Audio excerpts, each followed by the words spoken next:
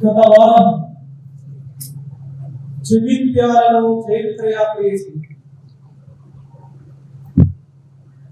ఈ వారం ఈ రోజు పెద్దపల్లి ప్రపంచాన్ని చూస్తున్నాం. పెద్దపల్లి ప్రపంచం మరి ఈ ప్రపంచంలోనే వేదిక పైన వాసీలు లేనటువంటి డాక్టర్ మాచూర్ గారు, ఆర్ నాగేశ్వరన్న, రవణ, మనోజన్న, వెంకన్న, సీనన్న, సద్దన్న, సురేంద్రన్న, శ్రీరావు గారు అండ్ రమేష్. నా ముందు కూర్చున్నటువంటి వివిధ మండలాలు, వివిధ ప్రాంతాల నుంచి వచ్చినటువంటి మిత్రులు, శ్రేయోభిలాషులందరికీ, అదేవిధంగా నా కోసం తమ ప్రిపరేషన్ కూడా ఒక 2 గంటలు పక్కన పెడదాం అని చెప్పేసి ఉద్దేశంతో సార్ కలిసిపోదాం అని చెప్పేసి వచ్చినటువంటి నా నిరుద్యోగ సమాజానికి, అదేవిధంగా పెద్దపల్లి జిల్లాకు సంబంధించినటువంటి మీడియా మిత్రులందరికీ కూడా వెరీ గుడ్ ఆఫ్టర్నూన్. అందరికీ గుడ్ ఆఫ్టర్నూన్. అందరికీ గుడ్ ఆఫ్టర్నూన్. అందరికీ గుడ్ ఆఫ్టర్నూన్. సార్ నేను ఎక్కువసేపు మాట్లాడకపోవచ్చు, బికాస్ ఒక 6 రోజుల నుంచి చాలా సివియర్ వైరల్ ఫీవర్ తో నేను సఫర్ అవుతున్నాను. బట్ అయినప్పటికీ మీరందరూ ఇస్తున్నక్కడ బూస్ట్ ఏదైతే ఉందో ఆ బూస్ట్ వల్ల నేను కొంత మాట్లాడే ప్రయత్నం ఆ వైపు నుంచి చేస్తాను. మరి ఈ సభ యొక్క ముఖ్యమైనటువంటి ఉద్దేశం పట్టభద్రులకు సంబంధించినటువంటి ఎన్నికలు మరియు రాబోయే మార్చి 2025 లోపల ఈ తెలంగాణ రాష్ట్రం లోపల ప్రస్తుతం మన ప్రాంతానికి సంబంధించినటువంటి ఈ 4 జిల్లాలకి ఉమ్మడి కరీంనగర్, ఉమ్మడి మెదక్, ఉమ్మడి నిజామాబాద్, ఉమ్మడి ఆదిలాబాద్, ఈ 4 జిల్లాలకు సంబంధించినటువంటి పట్టభద్రుల ఎమ్మెల్సీ ఎన్నికలు మార్చి లోపల జరగవచ్చు. మరి దాని కోసం నా 19 సంవత్సరాల ఉద్యోగ జీవితాన్ని నేను త్యజించి గత నెల 28వ తారీఖున నా ఉద్యోగానికి రాజీనామా చేయడం జరిగింది. చేసి ఎన్నికల ప్రచారంలో భాగంగా ప్రతి జిల్లా అంటే ప్రస్తుతం 4 ఉమ్మడి జిల్లాల్లో ఉన్నటువంటి 13 కొత్త జిల్లాలు, 6 పార్లమెంట్ నియోజకవర్గాలు, 42 అసెంబ్లీ నియోజకవర్గాలు, 271 మండలాలు, 4640 పైచిలకు గ్రామాల్లో ఎవరైతే గ్రాడ్యుయేట్స్ ఉన్నారో వారి యొక్క గుండెలో ఒకసారి తట్టి వద్దాం అనేటువంటి ఒక సదుద్దేశంతో నేను కంప్లీట్గా ఈ 4 జిల్లాల్లో తిరిగే ప్రయత్నం చేస్తున్నాను. దాంట్లో భాగంగానే ఈరోజు పెద్దపల్లి జిల్లా కేంద్రానికి రావడం జరిగింది. మరి ఎవరు ఈ ప్రసన్న హరికృష్ణ? ప్రసన్న హరికృష్ణ ఒక 2 నిమిషాలు. ఇందులో చాలా మంది టీచర్ మిత్రులు ఉన్నారు. మా టీవీలో కూడా ఒక కొటేషన్, ఒక మాట చదువుకుంటుంటాం, వింటుంటాం very frequent. The entire destiny of the nation is shaped in the 4 walls of the classroom of education. దేశం యొక్క ఉజ్వలమైన భవిష్యత్తు 4 కోవలు ఉన్నటువంటి తరగతి గది లోపల రూపుదిద్దుకుంటుంది అని చెప్పేసి అది నేను చెప్పినటువంటి మాట కాదు, భారత గొప్ప విద్యావేత్త డిఎస్ కొఠారి గారు చెప్పినటువంటి మాట. మరి ఆ మాటను పుడికి పుచ్చుకొని 2004లో ఉస్మానియా యూనివర్సిటీ కేంద్రంలో అడుగుపెట్టి నా పోస్ట్ గ్రాడ్యుయేషన్ పూర్తి చేసిన తర్వాత 2008 లోపల నేను జూనియర్ లెక్చరర్ గా అపాయింట్ కావడం జరిగింది. మొదటగా నా ఉద్యోగ జీవితం ఆదిలాబాద్ జిల్లాలో ఉన్నటువంటి ఇచ్చుడ ప్రభుత్వ జూనియర్ కళాశాలలో స్టార్ట్ చేశాను. అక్కడి నుంచి సిరిసిల్లలో పనిచేసి ట్రాన్స్జెండర్ గా ప్రమోషన్ తీసుకోవడం జరిగింది. మళ్ళీ హైదరాబాద్ వెళ్ళి 2013 to 18 వరకు పనిచేసి ట్రాన్స్ఫర్ లో భాగంగా మన కరీంనగర్లో ఉన్నటువంటి SRR government arts and science college వచ్చాను. అక్కడ 2018 నుంచి 2022 వరకు పనిచేసి 2022లో గజ్వేల్ విమెన్ డిగ్రీ కాలేజ్ నేను ట్రాన్స్ఫర్ అయిపోయాను. మొన్న పోయిన నెల అక్టోబర్ 28న నా ఉద్యోగానికి రాజీనామా చేశాను. వాస్తవానికి నా ఉద్యోగం లోపలికి నేను ప్రవేశించినటువంటి తీర్పు ఒకే ఒక కోర్స్ చాలా తీవ్రమైనటువంటి ఇన్ఫ్లుయెన్స్ చూపెట్టింది నా పైన. మనం చదువుకోవడం కాదు, మన ద్వారా ఎంతమంది ఎన్లైటెన్ అవుతారో అనేది చాలా ఇంపార్టెంట్ ఆస్పెక్ట్ ఒక వ్యక్తి యొక్క జీవితానికి సంబంధించి. కాబట్టి నేను బలంగా నమ్మాను, బలంగా ఈ టీచింగ్ ప్రొఫెషన్ లోపలికి రావడానికి కీలక భూమిక పోషించినటువంటి కోర్స్ కాళోజీ గారు చెప్పినటువంటి మాట అక్షర రూపం దాల్చినటువంటి శిలా చుక్క 1,00,000 మెదళ్లకు కదలిక అని చెప్పింది. మరి అక్షరమే ఈరోజు మీ ముందు నిలబడ్డది అక్షరమే. ఆ అక్షరమే ఈరోజు మీతో మాట్లాడుతూ ఉంది. ఆ అక్షరమే ఈరోజు గుండె లోతుల్లో ఉన్నటువంటి ఆలోచనలు మీతో పంచుకుంటుంది. మరి అక్షరం అక్టోబర్ 28న తాత్కాలికంగా కామా పెట్టింది. అక్షరానికి టీచింగ్ ప్రొఫెషన్ పరంగా మాత్రమే తాత్కాలికంగా కామా అనేది పడడం జరిగింది. ఎందుకంటే నేను గతంలో చాలా వేదికల పైన చెప్తూ వస్తున్నాను. ఆల్మోస్ట్ 16 సంవత్సరాల ఈ చేతులు చాపీసు పట్టారు. తరగతి గదిగోడలో కొన్ని వేల మందికి ఇన్స్పిరేషన్ గా నిలిచినప్పుడు ఈ చేతు, కొన్ని వేల చాపీసులు పట్టినప్పుడు ఈ చేతు కేవలం చాపీసు మాత్రమే పట్టిన కాలతో మీరందరూ అవకాశం ఇస్తే తెలంగాణ రాష్ట్ర శాసన మండలి లోపల చట్టాన్ని కూడా రాయాలి కదా.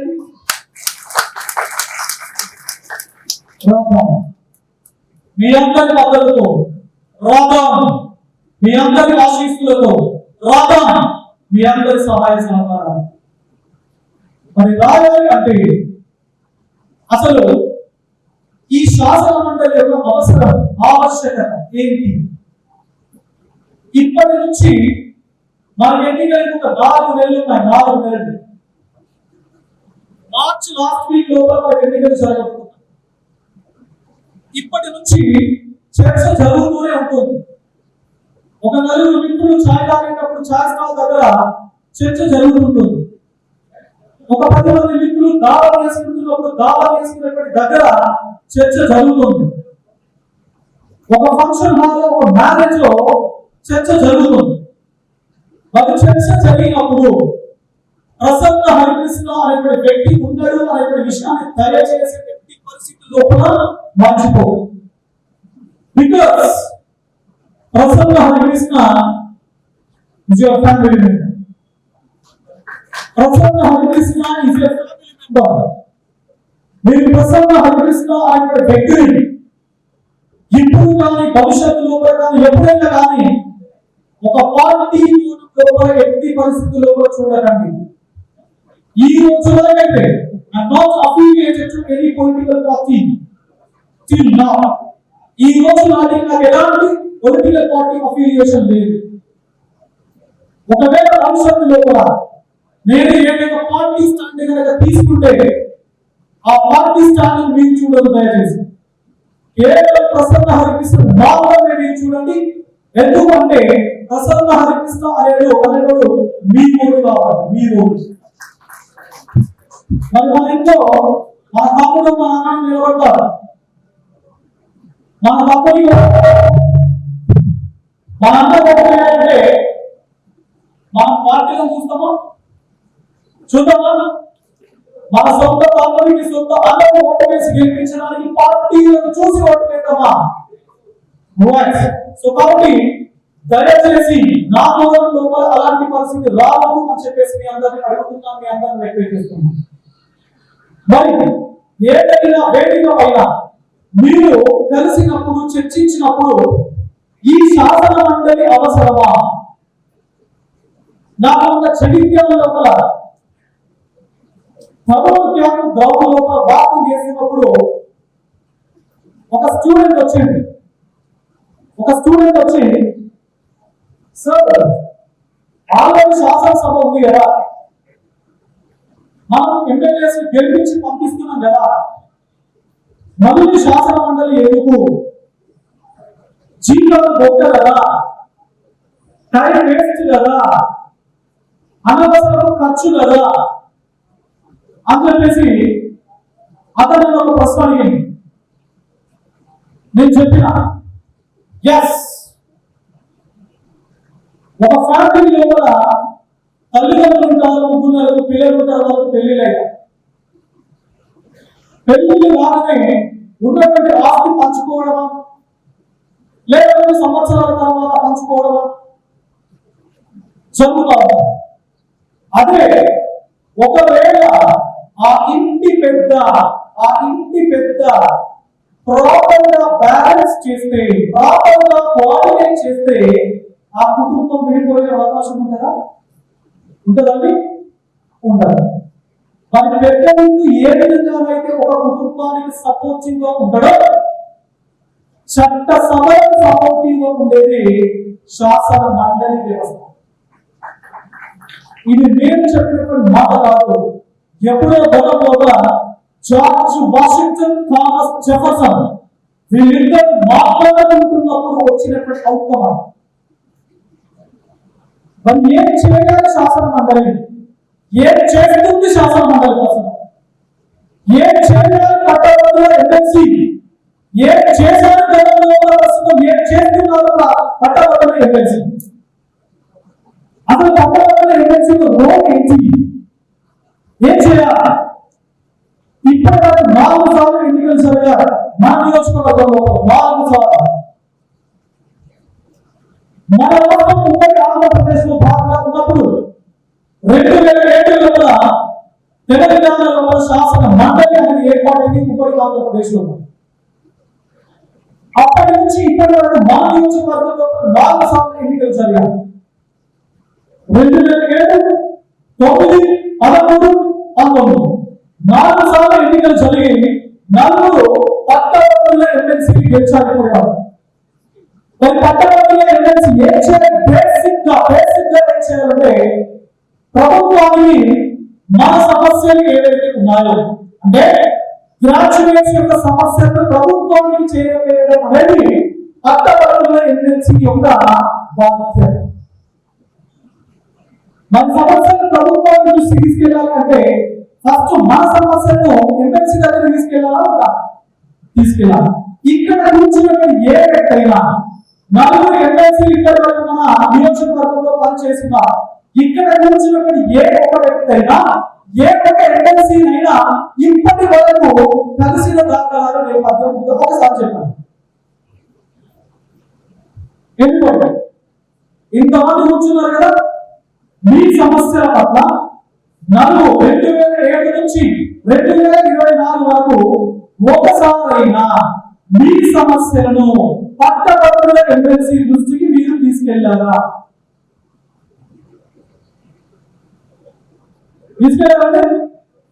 తీసుకెళ్ళారా? రామగిరి పిల్ల సాక్షిగా చెప్తున్నాను, మార్చి 30, 2020 తర్వాత పట్టభద్రుల ఎమ్మెల్సీ అనేటువంటి పదవి ఎలక్షన్స్ వచ్చినప్పుడు 6 సంవత్సరాలకు ఒకసారి కనబడే పదవి కాదు. ప్రతిరోజు పట్టభద్రులకు అందుబాటులో ఉండేటువంటి పదవి అని ప్రసన్న హరికృష్ణ మార్చి 30 తర్వాత మీ అందరికీ చూపిస్తాను. Yes, we have so many problems. మనకు చాలా ప్రాబ్లమ్స్ ఉన్నాయి, చాలా ప్రాబ్లమ్స్ ఉన్నాయి. కానీ మన ప్రాబ్లమ్స్ కి పట్టభద్రుల ఎమ్మెల్సీ ఒక రిప్రజెంటేటివ్ అనేటువంటి విషయమే అసలు మనకు తెలియదు. మనకు ఎమ్మెల్సీ ఉన్నాడు అనే విషయం మనకు తెలియదు. అది అసలు మనం మర్చిపోయి ఉన్నాం. ఎందుకంటే they did not do anything for the welfare of graduates since 2007. 2007 నుంచి మనకు నమ్మకాన్ని కల్పించడం లోపల, మనకు విశ్వాసాన్ని కల్పించడం లోపల నలుగురు పట్టభద్ర ఎమ్మెల్సీ ఫెయిల్ అయ్యారు మిత్రులు. But I am young. I am just 43. నేను చదువుకున్నాను. I invite PC Central జిల్లా అధ్యక్షులు ముద్దాలని శంకర్ గారు on the dais please. Shankar అన్న ప్లీజ్ కవర్. నేను చదువుకున్నాను. 2008 నుంచి సామాజిక సమస్యల పట్ల కొట్లాడుతున్నాను. సామాజిక స్పృహ ఉందని 2008లో నాకు ఉద్యోగం వచ్చినప్పటి నుంచి ఈ రోజు వరకు నాకు వచ్చే జీతంలో 30% జీతాన్ని అన్ఎంప్లాయిడ్ యూత్ కోసం ఖర్చు పెట్టుకుంటూ వస్తున్నాను.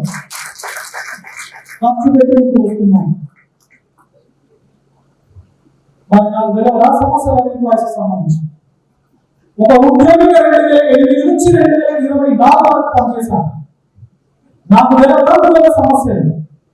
కాబట్టి నిరుద్యోగ ఉద్యోగ సమస్యలు ఏవైతే ఉన్నాయో వీటిని ఒక ప్రాపర్ వేలో, ఉద్యోగ సమస్యలు అంటే కేవలం ప్రభుత్వ ఉద్యోగ సమస్యలు మాత్రమే కాదు. ఈ రోజు ప్రైవేట్ ఉద్యోగులు ఉన్నారు, చాలా జీతంతో తమ లైఫ్ లీడ్ చేయడం జరుగుతుంది. ఒకవేళ సడన్ గా ఏదైనా డైలీ కావచ్చు, మలేరియా ఏదైనా హార్ట్ రిలేటెడ్ గా ఉండే ఇష్యూస్ వస్తే హాస్పిటల్ ఎక్స్పెండిచర్ లేకుండా తజ్జర పడే పరిస్థితి ఉన్నది. ఎంతగా వద్దామని జాబ్ సెక్యూరిటీ వద్దామని ప్రభుత్వ రంగంలో చాలా రకాల స్ట్రీమ్స్ అండ్ డైమెన్షన్స్ ఉన్నాయి.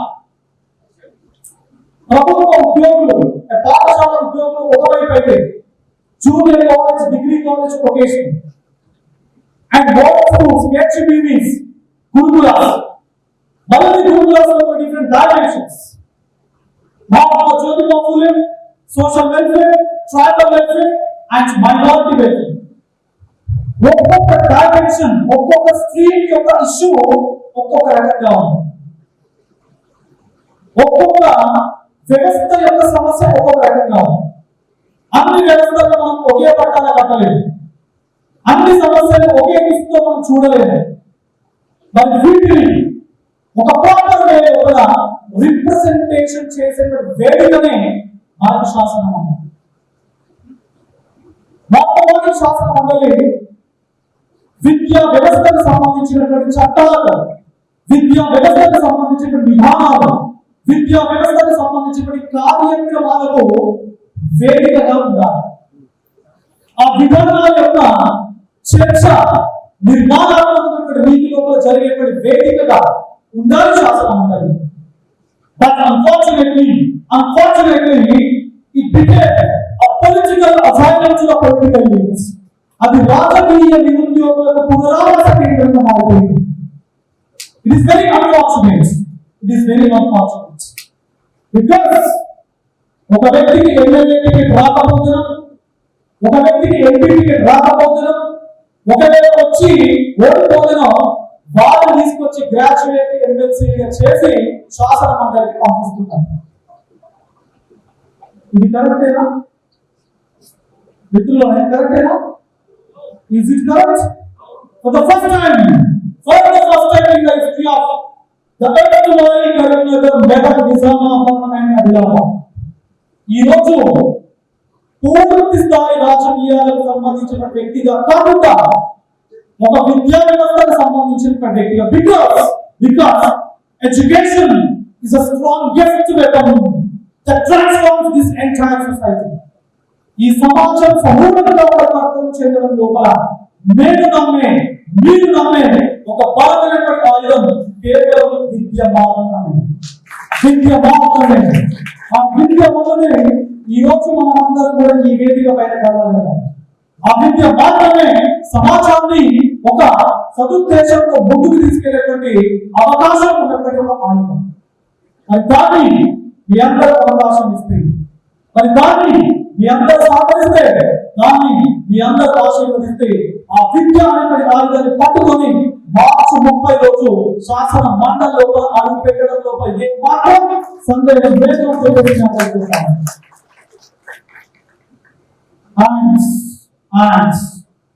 ఇంతవరకు మా ఒక మాట మాట్లాడేది ధర్మబలం ఎన్నికల లోపల ఉంటుంది. ఎస్ ఉంటుంది. నేను ఎక్కడికి వెళ్ళినా కూడా ఈ ప్రశ్న తలెత్తుతా ఉన్నాను. ఎస్ ఉంటుంది. కానీ ధనం చూసి ఓటు వేసేటువంటి బ్యాచులు వేరు, గ్రాడ్యుయేటెడ్ ఎమ్మెల్సీకి ఓటు వేసేటువంటి బ్యాచులు వేరు. Obviously, because they are graduates. మనకు కొంత విజ్ఞత విచక్షణ అనేది మనకు ఉంది.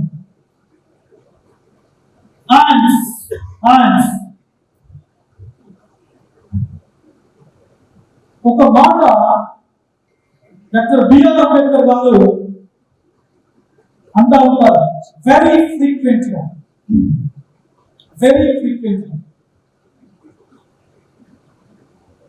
A life should be great rather than the long achievements. A life should be great rather than long. నువ్వు 100 సంవత్సరాలు బ్రతుకుతావా, 90 ఏళ్ళు బ్రతుకుతావా, బ్రతకడం అది కాదు మ్యాటర్. బ్రతికినన్ని రోజుల్లో నీ కంట్రిబ్యూషన్ ఏంటి సొసైటీకి ఈజ్ ద మ్యాటర్.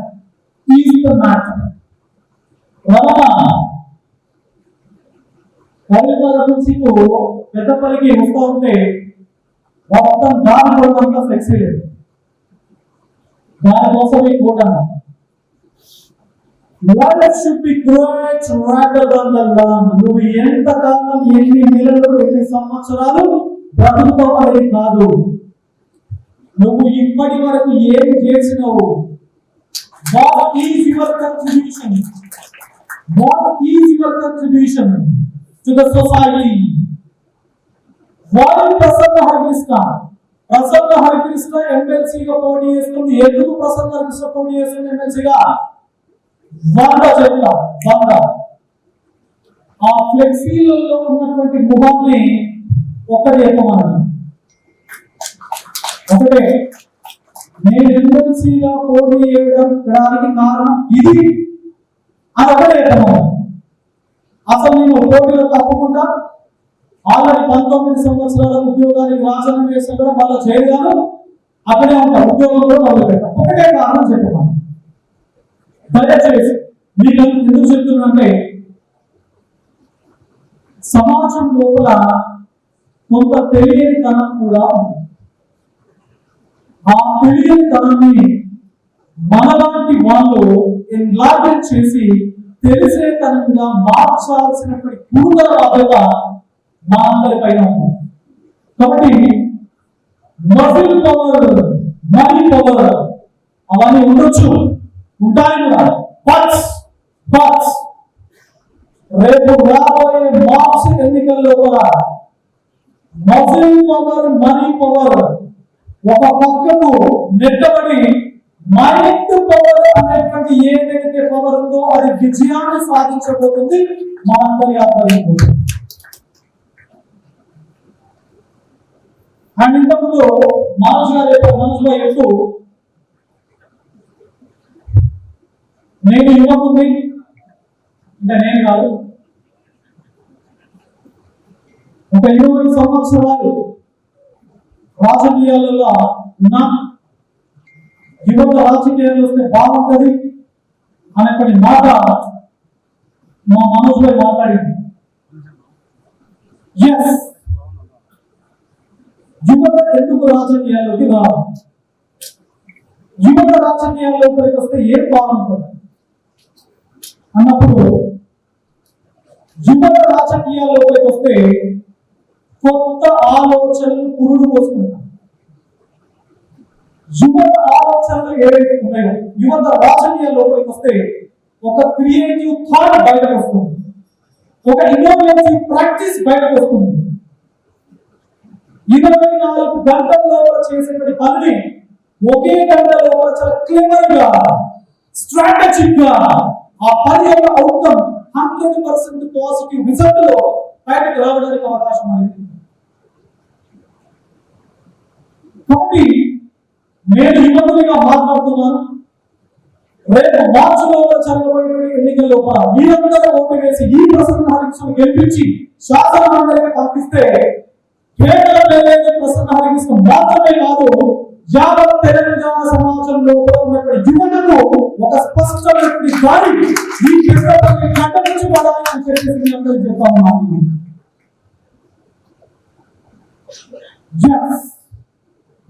ఎందుకంటే మీ యొక్క కమిట్మెంట్స్ మీ బైక్ ర్యాలీ చూస్తే అర్థమైపోయింది. మీ సెలక్షన్, మీ కమిట్మెంట్స్ మీ బైక్ ర్యాలీలో అర్థమైపోయింది. ఏదైతే టార్గెట్ ఉందో ఆ టార్గెట్ మాత్రమే ఫిక్స్ చేసుకోవడం, ఎవరైతే గ్రాడ్యుయేట్స్ ఉన్నారో వారిని మాత్రమే ఇన్వాల్వ్ చేయడం, టార్గెట్ ను రీచ్ అయ్యేటువంటి కార్యకలాపాలు ఏవైతే ఉన్నాయో that should be appreciated. I remember the great poets శ్రీశ్రీరా టార్గెట్ కోసం మాత్రమే దాన్ని ఈ కాంటెక్స్ట్ లో మీకు చెప్తాం. వాస్తవానికి శ్రీశ్రీ, నేను చెప్పినటువంటి మాటలు శ్రీశ్రీ వేరే కోణంలో వాడడం జరిగింది. నేను మీరు ఎంత పర్టికులర్గా ఉన్నారు అనే దానికి ఆపాదిస్తున్నాను. సింధూరం రక్త చందనం, బంధూకం సంధ్యానాదం, భూమి చంపిన లేని నెత్తులు ఎగరేసిన దేవాన్ని చెందాం. So this is the particular aspect in Srishti lives. అతను రాసినటువంటి కాంటెక్స్ట్ వేరు, నేను ఉపయోగిస్తున్నటువంటి కాంటెక్స్ట్ వేరు. నా కాంటెక్స్ట్ ఏంటి అంటే మీరు ఎంత పర్టికులర్ గా ఉన్నారు అని చెప్పడం కోసం ఆ కాంటెక్స్ట్ లోపల దీనిని యూజ్ చేస్తున్నారు. అంటే ఎరుపును ఎగ్జిబిట్ చేయడం కోసం సింధూరం రక్త చందనం, బంధూకం సంధ్యారాగం, పులి చంపిన లేని ఎత్తులు ఎగరేసిన ఎర్రని చందనం. How beautiful it is. How beautiful. So చివరిగా మిత్రులందరికీ, శ్రేయోభిలాషులందరికీ, మీ ఫ్యామిలీ మెంబర్ ప్రసన్న హరికృష్ణ ఒక రిక్వెస్ట్ చేస్తున్నాను. ఒకటే ఒక రిక్వెస్ట్ చేయొచ్చా? Only one request.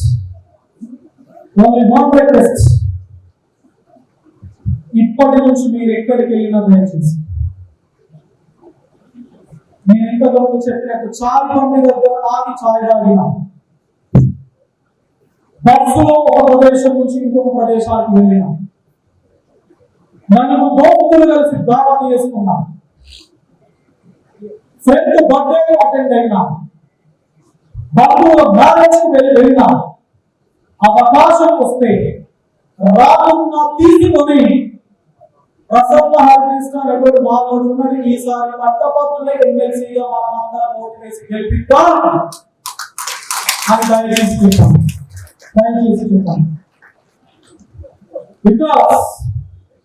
Because I don't have any personal interest. నేను రాజకీయాల్లో వచ్చి ఇక్కడ ఏదో సంపాదించుకుంటాను అని రాజకీయాల్లో నేను రాను.